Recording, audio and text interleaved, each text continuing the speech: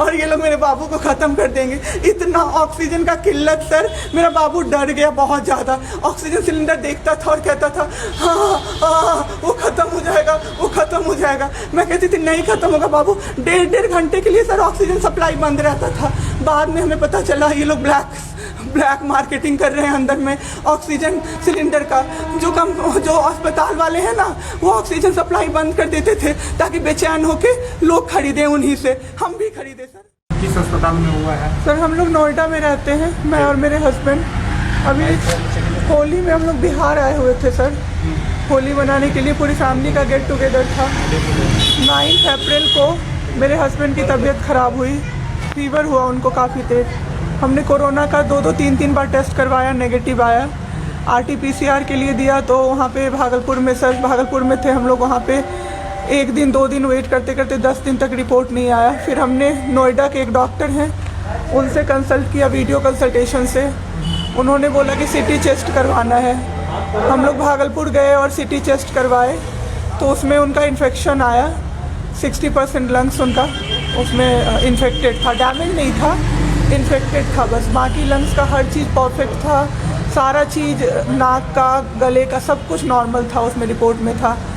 फिर हम लोग नेक्स्ट डे ग्लोकल हॉस्पिटल है भागलपुर में, ग्लोकल हॉस्पिटल लेके आए। वहाँ पे एडमिट कराया हमने ICU में। मेरी मदर की भी तबीयत ख़राब थी, मेरी मम्मी और मेरे हस्बैंड दोनों एक साथ एडमिट हुए। वहाँ पे इतनी लापरवाही हुई उनके साथ, इतनी लापरवाही हुई। डॉक्टर्स आते थे बस विज़िट के लिए, 10 मिनट देख के गए। उसके अलावा जितने भी वहाँ पे नर्स थे, कंपाउंडर्स थे, सारे के सारे जल्लाद थे सर। कोई दवाई तक नहीं देना चाहता था पेशेंट। मेरी मदर टचवुड बेटर कंडीशन में थी थोड़ी, मेरे हस्बैंड बोल भी नहीं पा रहे थे उस समय तक। इशारे से पानी का ऐसे बताते थे, लेकिन कोई उनको पानी नहीं पिलाता था सर। वो मुझे हार के फ़ोन करते थे कि पानी पिला दो। जब मैं अंदर जाती थी तो ये लोग हल्ला करते थे कि क्यों जा रहे हो अंदर। फिर भी मैं जाके उनको पानी पिलाती थी, जूस पिलाती थी। रेमडेसिविर इंजेक्शन का नाम आप लोगों ने अभी तक सबने सुन लिया होगा कि कितनी मुश्किल से मिल रहा है। डॉक्टर ने वहाँ सजेस्ट किया, मेरे 2 पेशेंट थे वहाँ, हमने बहुत मुश्किल से अरेंज किया। जब वो इंजेक्शन मिला तो एक दिन रात को जब इंजेक्शन देने लगे, हाफ इंजेक्शन फ्लोर पे गिरा दिया उन्होंने। हमने कहा कि इतना महंगा इंजेक्शन है, इसी का असर होके ठीक होते ये आपने कैसे गिरा दिया। उन्होंने कहा कि 50,000 का भी गिरा देता ना तो तुम कुछ नहीं कर पाती अभी। हम लोग चुपचाप वहाँ से सर हट गए। थोड़ी देर बाद वहाँ पे मेरे हस्बैंड को मैंने देखा कि उन्होंने 2-3 बार पॉटी किया था, यूरिन पास किया था, कोई क्लीन करने नहीं आ रहा था सर। 6 घंटे से वो उसी गंदगी पे पड़े हुए थे। उन्होंने मुझे फिर फ़ोन किया, बस फ़ोन कर पाते थे सर, बोल भी नहीं, बस मिस्ड कॉल आती थी, मैं समझ जाती थी कि कुछ परेशानी है उनको। जब मैं गई तो मैंने देखा पूरे गंदे बेड पे मेरे हस्बैंड 6 फीट 2 इंच के सर, पूरे गंदे पे वो सोए हुए थे सर। मैंने ज़बरदस्ती सबको बुलाया। एक आदमी था ज्योति कुमार करके, ज्योति कुमार, सब लोग ध्यान से इसको कवर कीजिए। ज्योति कुमार एक कंपाउंडर था वहाँ पे। कौन सा हॉस्पिटल का? Glocal hospital Bhagalpur. Jyoti Kumar compounder है वहाँ का, मतलब जो अटेंडेंट सब होते हैं ना वो है, लड़की नहीं है, लड़का है ज्योति कुमार। उसको मैंने रिक्वेस्ट किया कि भैया प्लीज़ आप मेरे हस्बैंड की मदद कर दीजिए, रात में ये लोग रुकने नहीं दे रहे हैं मुझे अपने पास, इनके पास। उसने बोला ठीक है ज़रूर मदद करूँगा, ये कह के, और मैं अपने हस्बैंड से बात करने लगी। इशारे से ही वो बात कर रहे थे, मैं बोल रही थी। अचानक से मेरा दुपट्टा खिंचाया बहुत ज़ोर से। मैंने सोचा क्या हो रहा है। जब मैंने पीछे मुड़ी तो मेरे कमर पे उस आदमी का हाथ था और मेरा दुपट्टा वो ज्योति कुमार खींच रहा था। मेरी माँ पीछे से चिल्लाई, मेरे हस्बैंड ऐसे ऐसे होने लगे, पूरा पसीना उनको चल गया, कुछ बोल नहीं पा रहे थे वो। जब हम लोग ठीक थे ना, मैं बाहर निकलती थी ना, कोई मुझे ऐसे देखता था ना नॉर्मली ही तो कहते थे आँख निकाल लूँगा, क्या सोच के इसको देख रहे हो। और मेरे हस्बैंड उस दिन बेड पे पड़े हुए देखते रहे कि मेरी वाइफ का कोई दुपट्टा खींच रहा है। और जब मैंने उस आदमी को देखा ना तो वो मुस्कुरा रहा था। मैंने ऐसे दुपट्टा खींचा और मैं कुछ नहीं बोल पाई डर से कि मेरे हस्बैंड यहाँ पे है, मेरी माँ यहाँ पे है, ये लोग कुछ कर देगा। इस डर से मैं कुछ नहीं बाहर निकली। मैं बाहर निकल के मैं दम से बैठ गई। वो आदमी मेरे पास फिर आया, मुस्कुरा के बोला मैं ध्यान रखूँगा। मैंने बोला ठीक है भैया आप ध्यान रखना। मैंने कुछ नहीं बोला उसको, कुछ भी नहीं।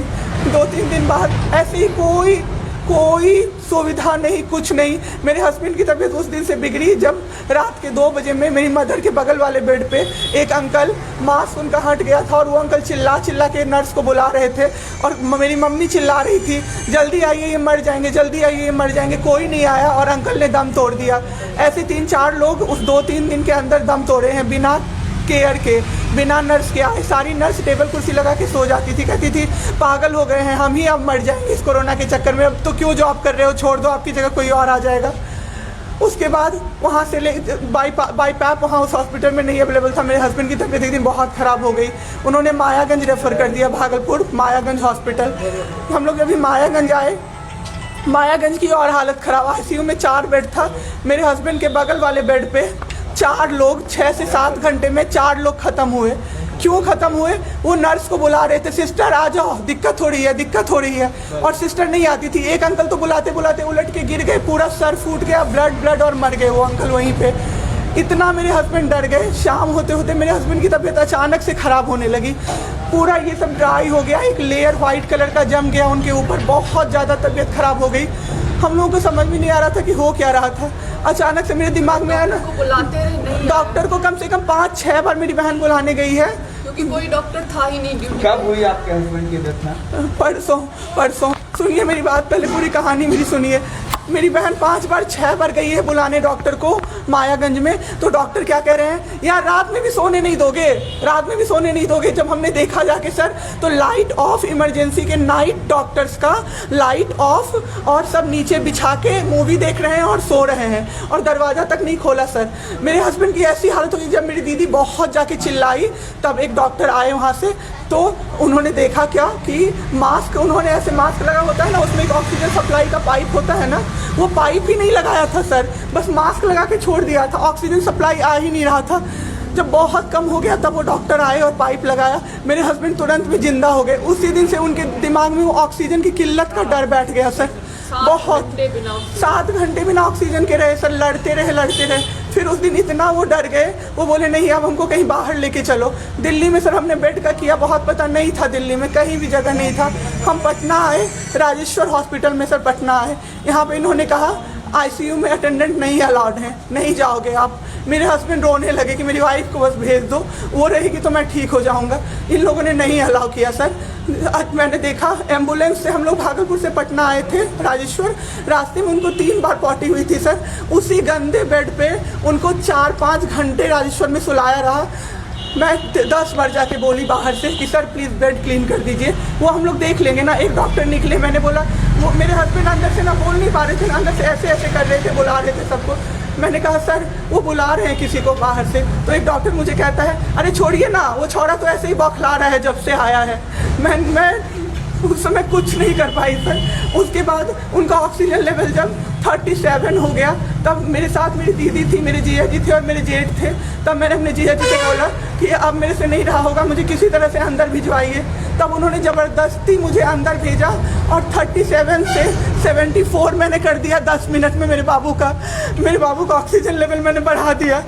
उसके बाद इन लोगों ने मुझे बोला, मैंने बोला सर अटेंडेंट अलाउड है, सारे के अटेंडेंट बैठे हुए थे। तो एक डॉक्टर ने मुझे बोला अटेंडेंट अलाउड नहीं रहेंगे तो कैसे काम चलेगा, सब तो कोरोना से बीमार पड़ रहे हैं, हम लोग कितना देखें, हम लोग क्या मर जाए खांसते सबको देख के। बैठिए चुपचाप और देखिए। 15 दिन तक सर एक टेबल पे एक लगातार मैं बैठी हूँ। आज 1 महीना पे मैंने ब्रश किया है सर, 1 महीने पे ब्रश किया है मैंने। बाबू को बहुत ठीक कर दिया, इतना स्ट्रॉ लगा के सर, मास्क के अंदर से स्ट्रॉ लगा के बाबू को मैंने जूस, दाल, रोटी सब कुछ पिलाया सर। इतने ठीक हो गए ना कि जो डॉक्टर फर्स्ट डे बोला था ये बचेगा नहीं, वो डॉक्टर सर 3-4 दिन बाद कहता है टचवुड क्या कर दिया आपने इनके साथ, ये तो एकदम ठीक हो गए, गजब का फाइट दिया आप दोनों ने मिलके। मुझे क्या पता था कि मैं फाइट दे रही हूँ और ये लोग मेरे बाबू को ख़त्म कर देंगे। इतना ऑक्सीजन का किल्लत सर, मेरा बाबू डर गया बहुत ज़्यादा। ऑक्सीजन सिलेंडर देखता था और कहता था हाँ वो ख़त्म हो जाएगा, वो ख़त्म हो जाएगा। मैं कहती थी नहीं ख़त्म होगा बाबू। 1.5 घंटे के लिए सर ऑक्सीजन सप्लाई बंद रहता था। बाद में हमें पता चला ये लोग ब्लैक मार्केटिंग कर रहे हैं अंदर में ऑक्सीजन सिलेंडर का। जो अस्पताल वाले हैं ना, वो ऑक्सीजन सप्लाई बंद कर देते थे ताकि बेचैन होके लोग खरीदें उन्हीं से। हम भी खरीदे सर, मैंने भी खरीदा, क्या करते हमें भी तो चाहिए था। परसों सर सुबह में हमारे पास एक ही सिलेंडर था, पाइपलाइन बंद हो गया। मेरे हस्बैंड को बाईपैप लगा हुआ था, उनको 2 सिलेंडर से जाना था, एक ही सिलेंडर था। सिलेंडर मांगते कहीं नहीं मिला सर, मेरे हस्बैंड ख़त्म हो गए सर। मेरा बाबू चला गया हमको छोड़ के। आपके साथ 2 यहाँ पे भी सर, यहाँ पे राजेश्वर में डॉक्टर अखिलेश गंदे गंदे इशारे कर रहा था मुझे सर। चलता था ना तो मुझसे सट के क्रॉस करता था सर। मैं इग्नोर कर देती थी कि मेरा हस्बैंड है यहाँ पे, वरना अगर बाहर होता चप्पल खोल के मैं मारती सर ऐसे इंसान को। वहाँ पे मायागंज हॉस्पिटल में डॉक्टर्स, कोई भी डॉक्टर नहीं आता है, कोई सीनियर डॉक्टर नहीं, जूनियर डॉक्टर नहीं, और पेशेंट की सिर्फ एंट्री कर देते हैं कि फिजियोथेरेपी किया गया, ये बेबाबू नाक का क्या करते हैं, नेबुलाइज किया गया, 4 बार नेबुलाइज किया गया, कोई चीज़ नहीं होती है, सिर्फ पेशेंट की एंट्री कर देते हैं। एंट्री सब किया हुआ रहता है कि ये बड़े डॉक्टर आए, ये बड़े डॉक्टर आए, उन्होंने पेशेंट को देखा, नेबुलाइज किया, फिजियोथेरेपी हुआ, पेशेंट को कुछ नहीं, मतलब सीपैप पे पड़ा हुआ पेशेंट, और उसको देखने के लिए 24 घंटे में कोई नर्स नहीं आती है। रूम बंद करके और सब सोते रहते हैं। दरवाजा ठकठकाइएगा तो चिल्ला के बोलेगी दूर भागो यहाँ से, कोरोना पेशेंट के यहाँ से आई हो, हम लोग अभी रात में नहीं आ सकते। हम लोग क्या मर जाए पेशेंट के लिए? कोई नहीं आता है, कोई नहीं आता है देखने के लिए किसी को। ये लोग पटना में हम लोग तो 26 तारीख को आए पटना। मैम आपके साथ जो ये सब हुआ, गलत हुआ, इसकी शिकायत आपने किसी को की है? अभी किसको करे सर? परसों तो मेरा बाबू गया है। परसों शाम अब क्या चाहती हैं सरकार से? क्या अभी सबसे पहले तो मैं चाहती हूँ कि सारे जगह ये, सबसे पहले तो मुझे कोई प्लेटफॉर्म मिले जिस पे मैं ये बोल सकूँ टीवी पे जाके, ताकि लोग बचें। अब जिसके साथ जो हो नहीं हो तो सेकेंडरी है। हमारे जैसे जो लोग में पड़े हैं ना, जो ये छोड़ के भूल जाते हैं कि पेशेंट का ख्याल डॉक्टर्स रखेंगे, वो जाके अपने पेशेंट का ख्याल रखें, नहीं तो सब मर जाएंगे सर, सब मर जाएंगे। एक डॉक्टर एक दिन आए राजेश्वर में, कहते हैं अरे ये बेड अभी तक नहीं खाली हुआ है, मतलब ये आदमी अभी तक नहीं मरा है। एक आदमी के बारे में आप सोचो सर जरा सा, आप सोचो सर जरा सा। मेरे हस्बैंड को वेंटिलेटर पे नहीं रखा सर, वो शायद बच जाते। और जब मेरी एक फ्रेंड है डॉक्टर, उसने बात की कि आपने वेंटिलेटर पे क्यों नहीं रखा, तो झूठ कह रहे हैं कि फैमिली वालों ने मना किया। कि हमें कोई सजेशन नहीं दिया कोई गया कि सजेशन वेंटिलेटर नहीं, पे आप रख सकते हो, कुछ भी नहीं सर। वो बस वेट कर रहे थे कि ये बेड खाली हो। ठीक है। वीडियो अगर अच्छा लगा हो तो लाइक, कमेंट, शेयर जरूर करें। साथ ही हमारे चैनल को सब्सक्राइब करें। धन्यवाद।